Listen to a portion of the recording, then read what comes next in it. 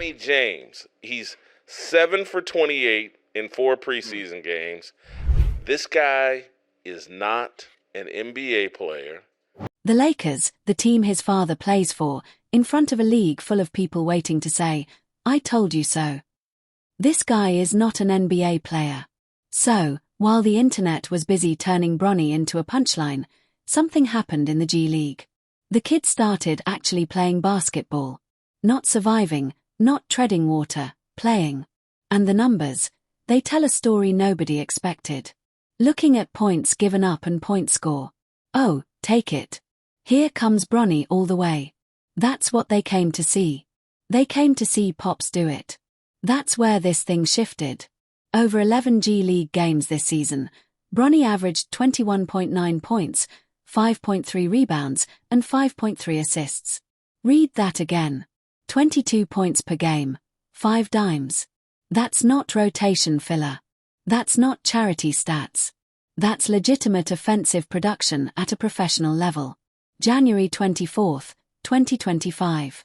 Career-high 31 points against the Rip City Remix. He went 10 for 22 from the field, knocked down 5 threes, and carried South Bay to a 122-110 win.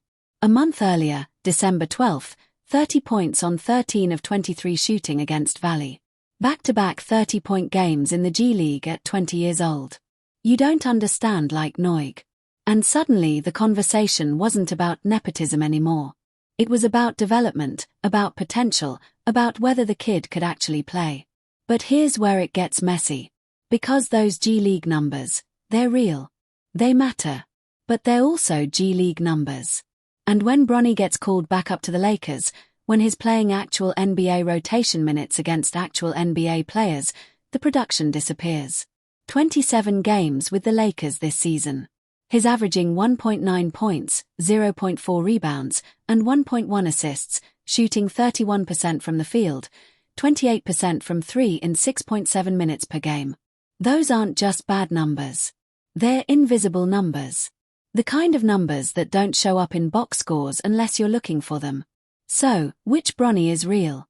The guy dropping 31 in the G League, or the guy going scoreless in 15 minutes against Philadelphia on January 29th, missing all 5 shots and coughing up 3 turnovers?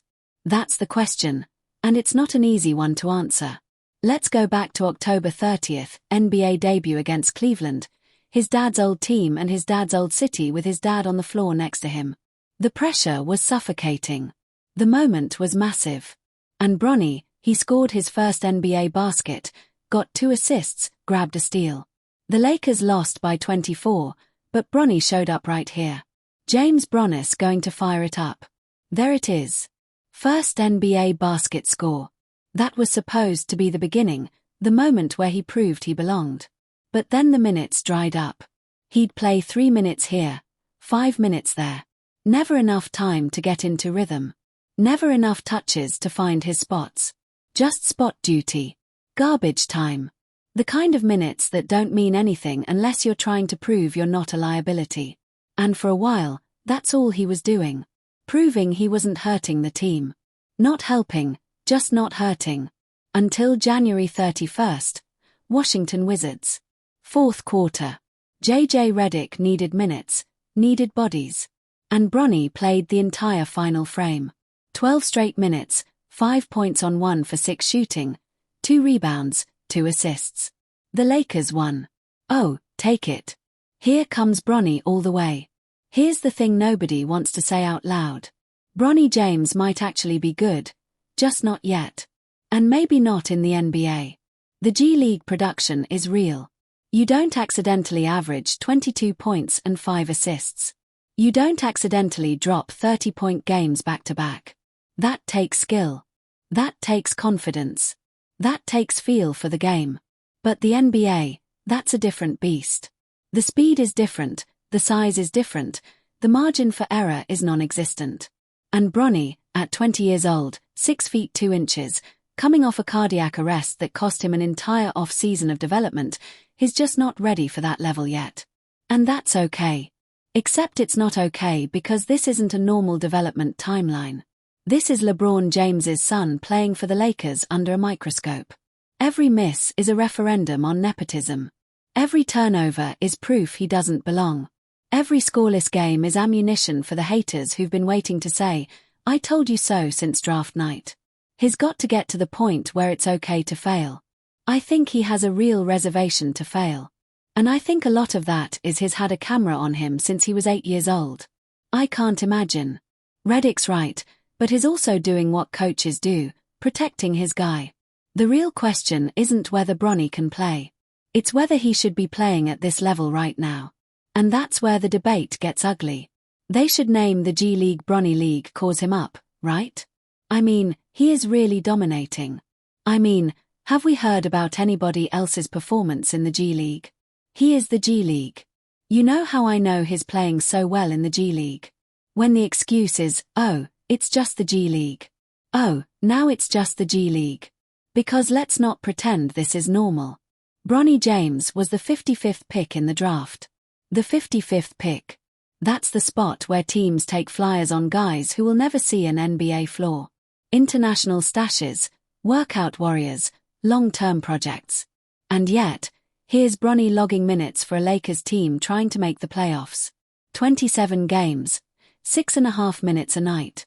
Not a lot, but more than most second-round picks ever see. Why is it merit or is it politics? If you ask the Lakers, it's development. They're giving him NBA representatives, letting him learn, building for the future. If you ask the rest of the league, it's a circus. LeBron wanted to play with his son, so the Lakers made it happen. Simple as that. And honestly, it's probably both. LeBron's been vocal about wanting to share the court with Bronny. The Lakers front office has been vocal about keeping LeBron happy. So, when they used the 55th pick on Bronny, it wasn't just a basketball decision.